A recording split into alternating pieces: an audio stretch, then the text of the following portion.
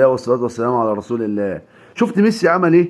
لو ما شفتش تعالى، وقبل ما تيجي لايك وشير وسبسكرايب للقناة واشتراك. ها، ميسي النهارده بيجدد عقده مع نادي انتر ميامي. بيجدد عقده مع نادي انتر ميامي. خطوه ذكيه جدا من ليونيل ميسي. اولا قاعد في امريكا، الجو حلو، بيجيب اجوان، الدنيا جميله، الخصوصيه حلوه، الدنيا هاديه تمام. تاني حاجه بيستعد لكاس العالم هناك. هو قال لك الاستقرار في امريكا افضل، كده كده هيلعب في كاس العالم اللي جاي، هيبقى سفير كاس العالم بالنسبه لامريكا، هيلعب اغلبيه المجموعه في امريكا تمام. فاعتقد ان ليونيل ميسي اختار الاختيار الصح، لعيب ذكي جدا، راح باريس قبل كاس العالم في قطر عشان يعمل نفسه بدنيا لعب كويس وخد كاس العالم، والمره دي بيقعد في امريكا عشان يتعود على الاجواء. اعتقد ليونيل ميسي من اذكى اللعيبه اللي جت في تاريخ كره القدم، وافضل لاعب في تاريخ كره القدم مع كريستيانو رونالدو في حته لوحدهم. مش هفضل حد عن حد مع اني بحب ليونيل ميسي. لو وصلت لاخر الفيديو ما تنساش تعمل لايك، شير، واشتراك في القناه.